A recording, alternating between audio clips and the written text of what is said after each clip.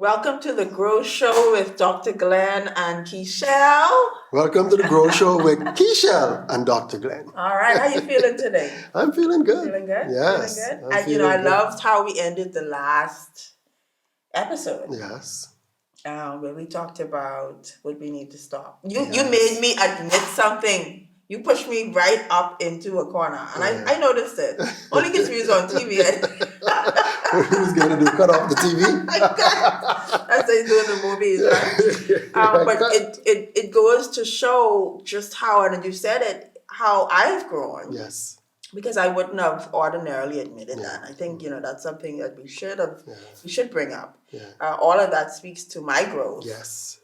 As an individual in our relationship. And so, we talked last episode about this start-stop model. In order for us to grow in all areas of our life, there are certain questions that we need to answer. And question number one is, what do we need to stop doing in order to grow?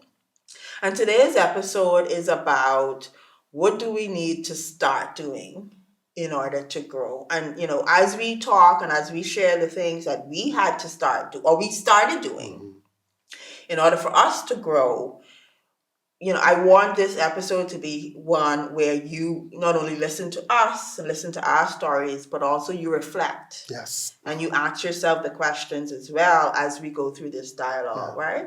And so what do we need to start doing? And again, we're talking to lovebirds today. Our legacy leaders, our lifelong learners. Don't worry, there's an episode for you as well. We can't wait to get to those. We can't wait to get to you. But if we were to go now and talk about start, what did we start doing in order to continue to grow? Knowing also that we came in, fortunately, into our relationship, both growth oriented. So I think, that was a plus right there. But it didn't cause it. We still had to grow. We still had a lot of growing to do. You already called me stubborn. And you were. You used to say, you don't have no patience. You're so impatient with me. I was very stubborn. I liked my own way. And Glenn was just Mr. Impatient. Mr. Impatient. You've come a long way. Thank you. Thank you. And so, number one, what do we have to start doing? I would say start crafting the relationship that you desire to have. Start speaking what you desire to have. Start writing what you desire to have. Start discussing what you desire to have. Because a lot of times we go into situations or relationships and we have expectations, but we don't share the expectations. We assume that the person knows, or some expectations we may not want to share, but we're expecting that the person is going to give that what we expect because it's a given. Like it should be natural that you do so. It should. You always say it comes natural. Sometimes it doesn't come natural. Sometimes it needs to be discussed. Sometimes it needs to be articulated and needs to be expressed. And what would you say to someone who, because there's this dialogue or this comment that I would have heard somewhere that you should not come in your relationship with expectations. Like there should not be any expectations. What do you say about that? We, as human beings, we all have expectations. We all have expectations. I don't think nothing is wrong with having expectations, but having those expectations and not discussing them. Because at least if you discuss the expectation, we can go dialogue about it. And then some expectation, you may really see that, this is not even an issue anymore. Or some persons may have deal breakers where one of the things that we discussed when we first got together. And if I ask you, you're going to say no. I don't remember. You tell me, but I'm going to ask you. What are one of the things? You know I don't remember. Why did you? I don't know you. Then you say, you don't know nothing about me. I know you. You was going to say that. Yeah, so one of the things that we would talk about, I would say, one of my deal breakers is infidelity. If there's a situation where you feel you have to step out, keep stepping. There's no coming back from it. There's no reconciliation. And I was clear with that from up front. And over the 10 years, just last week we had a discussion, and I still have not changed that. So that was my deal breaker. I feel like once you're in it to win it. And every day is not going to be Sunday. We're not going to have all fun and joy and all that.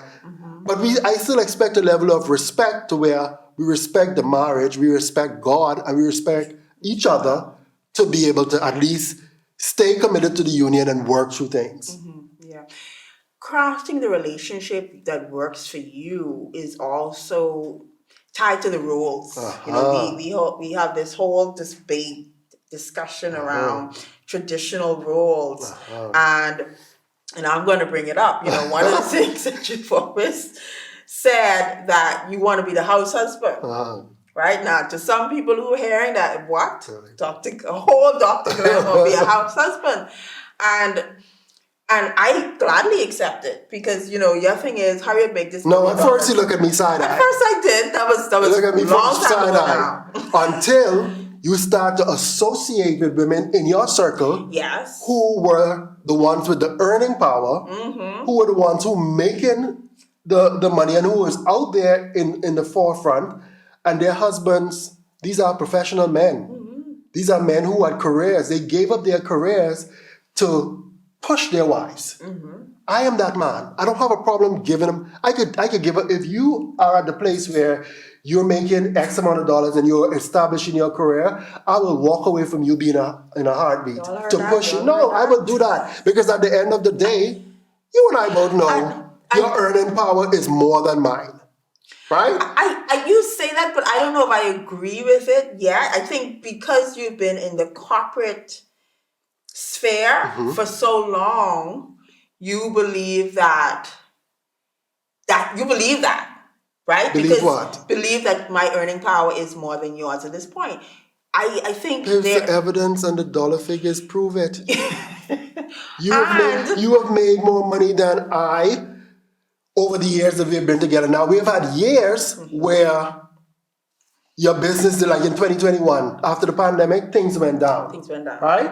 And so I had to step in and do more than I would have normally done. The point I'm trying to make is that wasn't your earning power is, in my opinion, it's consistent. It's just as much. I think when you, at this juncture, where you now recognizing that your earning power is not connected to. There you go. That's a different conversation. Your just my job. Role, yes. You now begin to recognize that it's it, and that's what I want. That's what I meant. Yes. It's currently because you've been in that space. You think that's it. That's the salary. But we know. Yeah. I think I can appreciate it now, but that come after years. Yeah. Because my mindset was my salary is tied to my job, and whatever it is that I make, I'm limited to that. But you have allowed me to grow and to open up my mind to think, no, you're not just limited. There are things that you can do outside to be able to increase your earning power. And so now I'm at that point where I'm open to the possibility, especially this year. Yeah. And I want to take it one step back where, you know, while I looked at you funny when you made that comment about being the house husband, when I looked at it, you were so much better, and you still are so much better than I am with the household. Like we talked about managing the household and the finances, the household, the cleaning, the organizing. No, I can't. No. And so the point from this is, in talking about growing, you want to be able to capitalize on your strength, rather than trying to fit yourself in stereotypical role. So, had I fit myself in the stereotypical role, what was going to happen? We would have been back at it because you didn't come from a situation where you were cooking, cleaning, and doing all these things. That was done for you. I come from a background where I had to do it for myself. Right. And so because of me doing it for myself, I was able to build that strength. And so we balance out each other with that strength. There are other things that you do that I cannot do. Like what? Like but I can't cook, but then you do such a better job at it in cooking. Yes, I can. But you do a better job at it when you cook for me, and I would always say, your food tastes better than mine.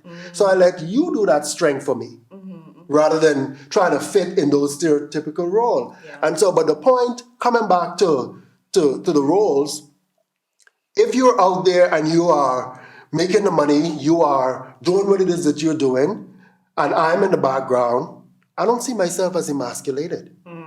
I don't see my masculinity is not contingent on what you do and what you make. Because all that money, what you make, is still coming back for us to manage in order that we can grow our financial portfolio. And you are rare, though, I feel. in my And I don't opinion. like when you do that. Like, It I'm is the only true. one. I cannot be the only one. No.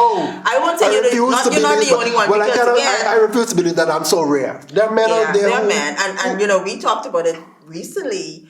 When I look at my circle, Mm-hmm, my international circle of friends, coaches, mm-hmm, mentors, yeah. colleagues, they all have relationships where they are the breadwinner and Mm-hmm.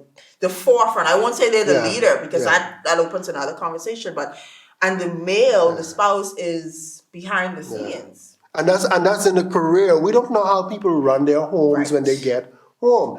And even with traveling with you last month and to see how your boss operated, she was out there doing her thing, and her husband was in the background, and somebody at the point, he was unassuming. I didn't look at him as being emasculated. I look at him as being a support while she do what it is that Mark she in the is so good back. at. Yes. Yeah. And so there's nothing wrong with being the mark in the back. For me, I only can speak for me and my relationship. Standing behind and watching you shine and watching you do what you do best and do that takes nothing away from me. Mm-hmm. That doesn't emasculate me. That doesn't take away from who I am as a man in the home. Yeah. And even with you making more money than I did most years, that didn't make me feel less than a man. Listen, It didn't. okay. It did not. No, I never one day looked at it smile like, and I smile because again, I know that and I'm so grateful for that. And that's a conversation that so many women yeah, wish they could say that that yeah, their husbands was secure yeah. within themselves, Yeah, that it didn't affect their and no, I'm not relationship. emasculated. No, I'm not a simp. And no, Keshelle is not running around and taking the lead. No, none of that. Mm-mm. It's just one area That's one of your area. life, and that's your professional life. When Yeah. you get back in the home, you still do the things that you do to make us Hmm. grow together Yeah. as a couple. Yeah. We could talk about this all Yeah, day. I yeah. Okay, promise so you. let's go to the next point. So point number one was, craft the relationship. Start crafting the relationship based Mhm. on, what works for you, what you want in your relationship. Point number two has to do with start investing in your relationship. Yes, for sure. We invest in everything else. We invest in the house. We invest in the car. We Hmm. invest in our degrees, Yes, the our children, education, the the children, careers. everything Yeah. that we could name. There's some level of investment. Mhm. And investment means money, the time, the effort, the energy, Energy, all of that. yes. So what worked for us as we grew is we really was intentional about investing in our marriage. Marriage. And that is again the Yes. time, the money, the energy. Yes. We spend Sundays. Sundays. Sometimes I sleep in. Mm. You can say it's me. But Sundays is a time when we dedicate time to watch a seminar or to read something relating to our marriage. Of course, Mm. the investment in products, the Yes. cards, the books, everything Yeah. that The apps, the the apps. dating Oh yeah, apps, that's the the latest one. personality tests. The All that comes back to the calendars. knowledge that we speak about, because by us doing all these activities, testing our personality style, our love language, we were able to learn so much. Because you remember in the beginning, when we were in the Mortal Kombat, right? In the war zone, a part of it was we didn't know each other's love language. No, we didn't know each Right? other. We didn't know much about each No, other. we didn't know each other's love language. And so my love language was I like things. And so you bring me things, you give me things, and it doesn't sound good, right? But it's my truth. And it comes from my socialization. My family didn't show love by saying it. My family showed love by giving. Right. And so my love language was and things don't mean money and all. You could bring me a M&M. pack of M&Ms. You could bring me a drink. And Yeah. Your love language was you wanted words of affirmation. Again, you come from a home where there was love in the home, but you didn't hear, I loved you and all this affirmation. It was shown through different Yeah. elements. And so we had to learn that about each other. Yeah. And once we learned that, we took off. Yeah. And not only just love language, just because the knowledge brings understanding. Yeah. And I remember us having this conversation about even the difference between consistency versus inconsistency. Like Yeah. if consistency was a person, it's Glenn Davis. You know, we did the strength finder test. I don't know if you remember that test. We've done many tests. But, you know, we recognized that consistency was his, like, in his top five. And then consistency was in my bottom five. Night and day. I am day. She is night. So we had to recognize that as well. Because remember, we started lots of things. And that'll lead to our next point. But you would get so upset with me that, oh, if I start this and you ain't stopping this. You're the show starter and stopper at the same time. So you will start it and also stop it. And once it starts, I want to go ahead and continue it because it's something good. And so, not because, I also want this point to come across, not because I was consistent, meaning consistent was always right. Because consistency could be boring. Consistency could be mundane. And so I had to recognize that I needed a little chaos. I needed a little spontaneity. I needed a little something different to take me out of the routine. And so again, it comes back to the knowledge and knowing the relationship so you could know how to balance. And the knowledge strengthens the relationship over time because I am a quick start. I can start things very quickly. You have more of a follow through. You ain't gonna start quickly, but once you start, you're gonna follow through. And that knowledge, again, investing in knowledge, help us to say, okay, how can we use both of those strengths or those qualities well and for our benefit rather than it being an issue. And so that was definitely something, and you know, we can talk forever about. Because even like exercise, and I would get up at 5 a.m. and I'm ready to go. I'm all energized and pumped. This is a lady who tell me she want to exercise, and so I'm ready and pumped. And at 5 a.m. trying and slugging, and I'm like, no, I'm doing it at super annoyed because we decide we're going to do this thing as a part of our. But by the time you come around at 10, 11, you were energized and ready. 10, 11-ish. And so you were ready to go. And so I had to learn, listen, this lady is not a 5 a.m., 6 a.m., 7 a.m. lady. Let's work around 8 a.m., 9 a.m., 10 a.m. And guess what? It worked. It worked. But if I had stuck on us doing it together at 5 a.m., it wouldn't work. So that adjustment. Whew, listen, we can talk about it's a lot. I think we still have one more point that we want to make before we wrap up. Point number one was what? Start crafting a relationship. Point number two was start investing in your marriage. Point number three is start some type of bonding behavior. Now, what is bonding behavior? So bonding behavior would be activities that you do together that pulls you and bring you closer.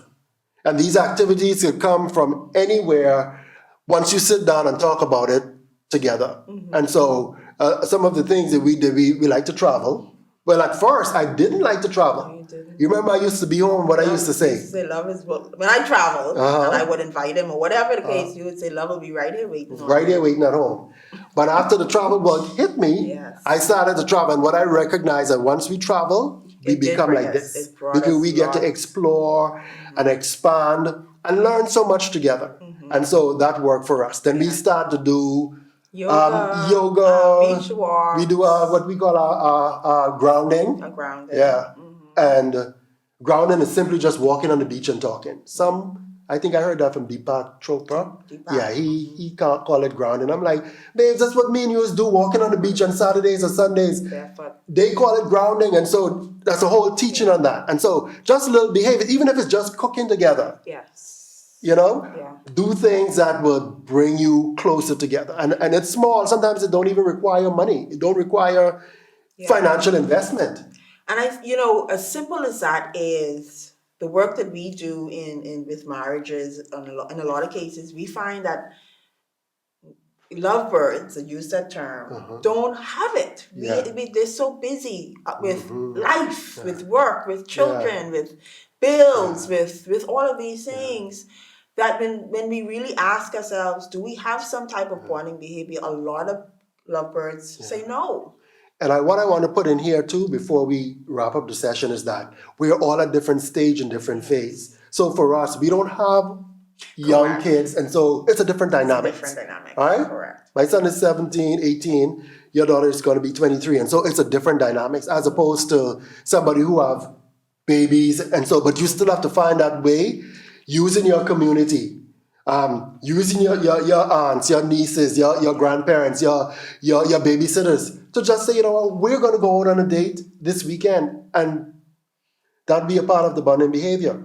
And we have a whole tool, a whole worksheet, a list of bonding behaviors. We'll probably drop in the show notes. So if you're interested in those bonding behaviors, you could make a note in the chat or in the post, and we will be able to get that information to you. Yeah? So what are the 3 things we have to start? Let's do a recap. So we have to start crafting the relationship that we want. We have to start investing in our relationship. And then the third one, we have to start creating bonding behaviors. Yeah? So, and of course, there's so many more. Oh yeah, but find definitely the ones that work for you. They were the ones that worked for us. And so we can't wait to talk a little bit more about this. Yes. So we're going to end on this note. Thank you so much again for watching The Grow Show with Keshelle and Glenn. Hi, y'all.